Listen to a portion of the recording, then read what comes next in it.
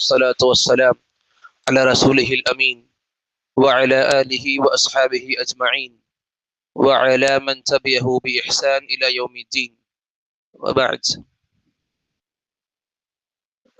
أعوذ بالله من الشيطان الرجيم. بسم الله الرحمن الرحيم. الحمد لله رب العالمين. அன்பார்ந்தவர்களே, சூரத்துல் ஃபாத்திஹாவினுடைய சுருக்கமான தஃப்சீர்களை பார்த்து கொண்டிருக்கிறோம்.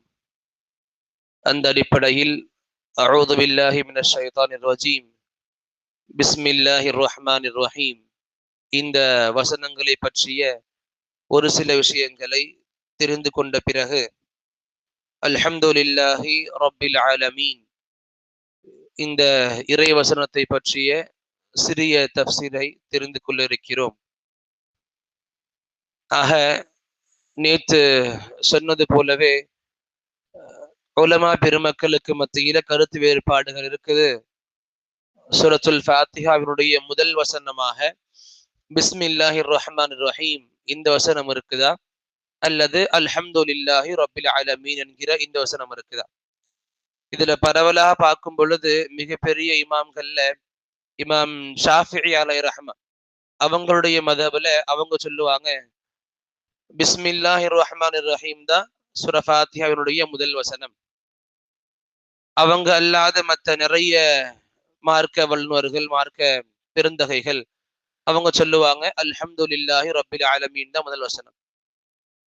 இப்படி பிஸ்மில்லாஹிர் ரஹ்மானிர் ரஹீம் தான் முதல் வசனம்னு சொல்லும் பொழுது தொழுகையில கண்டிப்பாக எங்க சூரா ஃபாத்திஹா ஓதப்பட்டாலும் பிஸ்மில்லாஹிர் ரஹ்மானிர் ரஹீம் என்ற இந்த வார்த்தைகளை, இந்த வாசகத்தை சப்தமாக ஓதிதான் ஆகணும். அந்த அடிப்படையில எது நமக்கு கட்டாயம், இப்படி ஓதுனா குற்றமா, இதுக்கு இங்க இடம் கிடையாது. சூரா ஃபாத்திஹாவுடைய முதல் வசனமாக பிஸ்மில்லான்ற வசனத்தை நம்ம எடுத்துக்கிட்டாலும் சரி, தப்பு கிடையாது. சூரா ஃபாத்திஹாவுடைய முதல் வசனமாக அல்ஹம்துலில்லாஹி ரப்பில் ஆலமீன் இந்த வசனம் எடுத்துக்கிட்டாலும் தப்பு கிடையாது. இங்க எது சரி எது தப்புன்ற பேச்சு கிடையாது. எது மிகச் சிறந்தது, எது அந்த சிறப்புக்கு கொஞ்சம் கம்மியா இருக்கு. அப்ப நம்ம இருக்கக்கூடிய ஒரு சில ஆதாரங்கள் அடிப்படையில பார்க்கும் பொழுது அல்ஹம்துலில்லாஹி ரப்பில் ஆலமீன் தான் முதல் வசனமாக இருக்க நிறைய வாய்ப்பு இருக்கு. மிகச்சிறந்த கருத்தாகவும் இதுதான் இருக்கு. ஏன் சொல்றோம் அப்படின்னா, முவத்தா அப்படின்னு சொல்லக்கூடிய ஹதீஸ் புத்தகத்துல சஹாபியுர் ரசூல் அனஸ் ரலியல்லாஹு அன்ஹு அவங்களுடைய ஒரு சம்பவம் குறிப்பிடப்பட்டிருக்கும். சொல்லுவாங்க, நான் நபி ஸல்லல்லாஹு அலைஹி வஸல்லம் அவங்களுக்கு பின்னாடி நின்று தொழுதிருக்கேன். நபிக்கு பிறகு அபூபக்கருக்கு பின்னால் நின்று தொழுதிருக்கேன். அபூபக்கருக்கு பிறகு உமருக்கு பின்னாலே நின்று தொழுதிருக்கேன் ரலியல்லாஹு அன்ஹுமா. அப்ப இங்க எல்லோருமே தொழுகைக்கும் பொழுது தன்னுடைய தொழுகையை ஆரம்பிக்கும் பட்சத்தில் அல்ஹம்துலில்லாஹி ரப்பில் ஆலமீனை கொண்டு ஆரம்பிச்சிருக்கிறாங்க. அப்ப இது நமக்கு புரிஞ்சுக்க ரொம்ப இலகுவா இருக்கும். பிஸ்மில்லாஹிர் ரஹ்மானிர் ரஹீம் உண்மையிலேயே சிறந்த கருத்தாக குர்ஆனுடைய முதல் வசனமாக கருதப்பட்டிருந்தா, நபியும் சரி, அபூபக்கரும் சரி, உமரும் சரி முதல் வசனமாக பிஸ்மில்லாஹ் கொண்டு துவங்கி இருப்பாங்க. அப்ப இது நமக்கு சிறந்த கருத்தா தென்படுத்து அல்ஹம்துலில்லாஹி ரப்பில் ஆலமீன் தான் முதல் வசனமாக இருக்கும். இது பொதுவான விஷயம். இப்ப அல்ஹம்துலில்லாஹி ரப்பில் ஆலமீன்குள்ள வரும் பொழுது அல்ஹம்துலில்லாஹ், இப்ப அல்ஹம்த் அப்படின்னாலே பொதுவாக நன்றி அப்படின்னு மக்கள் சொல்லுவாங்க. அல்லாஹ்வுக்கு நன்றி சொல்லுங்க அல்ஹம்துலில்லாஹ்.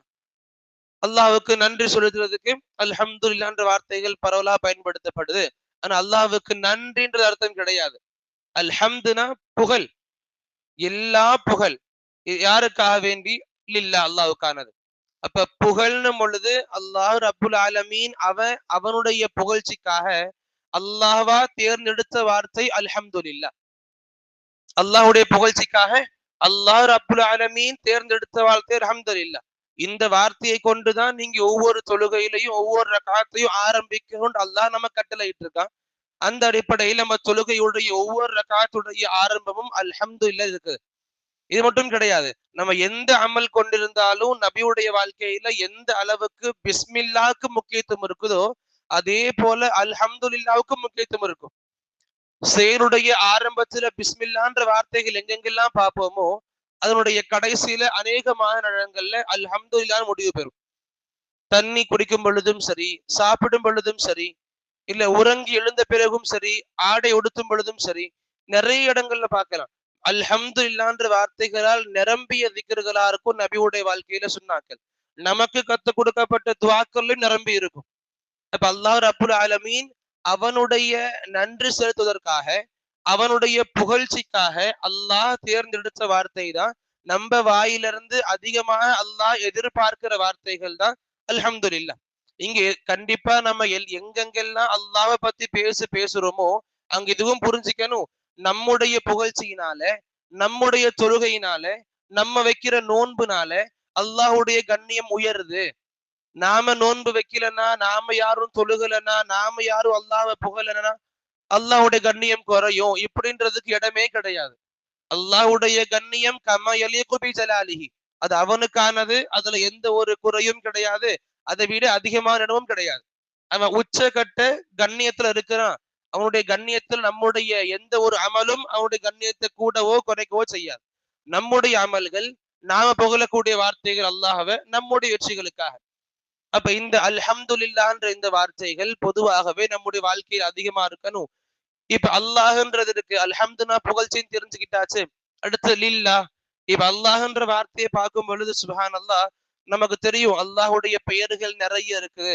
அல்லாஹ்வுடைய பெயர்கள் எத்தனை இருந்தாலும் அந்த எல்லா பெயர்கள்லையும் மிகச்சிறந்த பெயரா இருக்கிறது அல்லாஹ். அல்லாஹ்ன்ற இந்த வார்த்தை தான் அஸ்மாவுல் ஹுஸ்னாலேயே மிகச்சிறந்த வார்த்தை. அஅதமுல் அஸ்மாஇல் ஹுஸ்னான் பட்டம் இருக்கு அந்த அல்லாஹ்ன்ற வார்த்தைக்கு. அல்லாஹ்வுடைய பெயர்களில் மிக கண்ணியமான வார்த்தை தான் அல்லாஹ். எப்படிப்பட்ட அல்லாஹ்வுக்கு புகழ்ச்சி போய் சேருது? ரப்புல் ஆலமீன். ரப்புனா என்ன? பொதுவாக அரபி மக்கள் மத்தியில பொதுவான ஒரு உவமைகள் சொல்லுவாங்க. தலைவர்களை ரப்புன்னு சொல்லுவாங்க. இப்ப வீட்டு தலைவர்களை ரப்புல் பைத்துன்னு சொல்லுவாங்க. வீட்டுல உள்ள எல்லா விஷயங்களையும் பார்த்துக்கிறாரு, வீட்டுல நிலைமைகளை சரி செய்யறாரு, இது ரப்புல் பைத்துன்னு சொல்லுவாங்க. ரப்புன்ற வார்த்தைக்கு அடையாளம் என்ன அர்த்தம்னா, வளர்க்கக்கூடியது, படைக்கிறது, பரிபாலிக்கிறது, உணவளிக்கிறது, என்ன தேவைகளையும் எல்லா தேவைகளையும் செஞ்சு முடிக்கிறது, என்ன வேணுமோ அதன் பக்கம் வழி காட்டுறது, எது தப்பு அங்கு தடுத்து வைக்கிறது, எல்லாமே ரப்புக்குள் அடங்கும். இது எல்லாத்தையும் சரிவர செய்யக்கூடிய ஒரே இது ஜாத் யாருது அப்படின்னு அல்லாஹ் மட்டும்தான். இப்ப அந்த அல்லாஹ்வை தான் நம்ம ரப்புன்னு சொல்றோம். இந்த ரப்புன்னு சொல்லும் பொழுது அல்லாஹ்வை மட்டும்தான் குறிப்போம். வெறும் நார்மலா மக்களை பத்தி பேசும் பொழுது ரப்புன்ற ஒரு வார்த்தையை நம்ம சொல்ல முடியாது, சொல்லவும் கூடாது.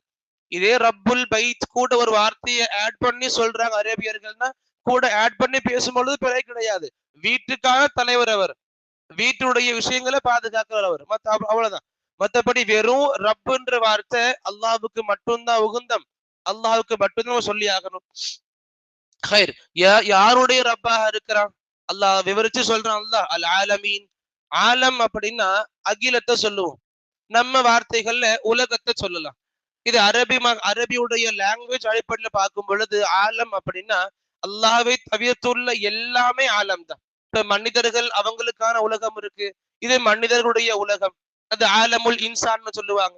விலங்குகள் இருக்கு, விலங்குகளுக்கான ஒரு உலகம் இருக்கு, அவங்களுடைய வாழ்க்கை வேற மாதிரி இருக்கும். அவங்களுடைய வாழ்க்கை ஆலமுல் ஹயவான்னு சொல்லுவாங்க. இப்ப தண்ணிக்குள்ள மீன்கள்லாம் இருக்குது, அவங்க உலகம் அது அல்லாஹ் அவங்களுக்கு ஏத்த மாதிரி வச்சிருப்பான், அது அதுக்குன்னு தனி ஆலம்னு சொல்லுவாங்க. இப்ப ஜின்கள் இருக்கு, ஜின்களுடைய உலகம் அது வேற மாதிரி இருக்கு, அவங்க வாழ்க்கை வேற மாதிரி இருக்கு, அது ஆலமுல் ஜின்னு சொல்லுவாங்க. மலக்குமார்கள் இருக்காங்க, அவங்களுடைய வாழ்க்கை வேற மாதிரி இருக்கு. அப்ப அல்லாஹ்வை தவிர எது எதெல்லாம் இருக்குதோ எல்லாமே அது அதுக்கான ஆலம்னு சொல்லுவாங்க பொதுவா. அந்த அடிப்படையில் அல்லாஹ் இங்க ரப்புல் ஆலமீன், எல்லா விதமான அகிலத்திற்கும் எல்லா விதமான உலகத்திற்கும் அவன்தான் ரப். மனிதர்களை மட்டும் அல்லாஹ் பாத்துக்கிறான், ஜின்களையும் மலக்குமார்களையும் அல்லாஹ் விட்டுட்டான்னு கிடையாது. அவன் ரப்புல் ஆலமீன், எல்லா விதமான ஆலம்களுக்கும் அவன் தான் ரப்பு. அந்த ரப்பு தான் நமக்கு அல்லாஹ்வா இருக்கான். அந்த அல்லாஹ் தான் நம்ம புகழவும் செய்யணும். அந்த அல்லாஹ்வுடைய புகழ்ச்சிக்காக தான் நம்ம வணங்குறோம், எல்லாம் பண்ணிக்கிட்டு இருக்கோம். அப்ப இங்க அல்ஹம்துலில்லாஹி ரப்பில் ஆலமீன்ற இந்த வசனத்தை இன்னும் சொல்லப்படக்கூடிய விஷயங்கள் நிறைய இருக்குது. இது வரைக்கும் கண்டிப்பா தெரிஞ்சுக்க வேண்டிய அவசியம் நமக்கு இருக்குது. இந்த வசனத்தில் அல்லாஹ் ரப்புல் ஆலமீன் சொல்ல வரான். அப்ப இந்த அல்ஹம்துலில்லாஹி ரப்பில் ஆலமீன் சொல்லும் பொழுது அல்லாஹ்வுடைய புகழ்ச்சியை வெளிப்படுத்துறோம். அல்லாஹ்ன்ற வார்த்தையை கொண்டு அந்த அல்லாஹ்வுடைய தன்மை என்ன? ரப்பாக இருக்கான். ரப்பு யாருடைய ரப்பா இருக்கான்? அல்லாஹ்வை தவிர எல்லாமே நம்ம ஆலம்கள்னு சொல்லுவோம், அகிலங்கள்னு சொல்லுவோம். அந்த எல்லா அகிலங்களுடைய ரப்பா அல்லாஹ் இருக்கான். அப்ப இந்த விஷயங்களை எப்ப நாம ஓதும் பொழுதும், எப்ப பேசும் பொழுதும், எப்ப திக்ர் பண்ணும் பொழுதும் இந்த விஷயங்களை கொண்டு வந்து உள் மனசுல திக்ர் பண்ணும் பொழுது அந்த உள் மனசிலிருந்து சொல்லப்படக்கூடிய ஒரு திக்ர் போதுமானது நம்முடைய வெற்றிக்கு. சுப்ஹானல்லாஹ். அப்ப நம்ம விளக்கங்களை தெரிஞ்சுக்கிறது எல்லாமே அல்லாஹ்வுடைய இந்த விஷயங்கள்ல புரிஞ்சுக்கிட்டு எப்ப எல்லாம் இதை பத்தி பேசப்படுதோ படிக்கப்படுதோ இந்த விஷயங்களை நினைவுபடுத்திட்டே இருக்கணும் இன்ஷா அல்லாஹ்.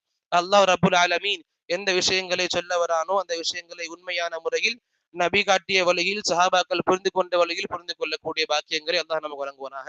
அல்லாஹும்ம ஆமீன். வாஹிரு தஅவானா அனில் ஹம்துலில்லாஹி ரப்பில் ஆலமீன்.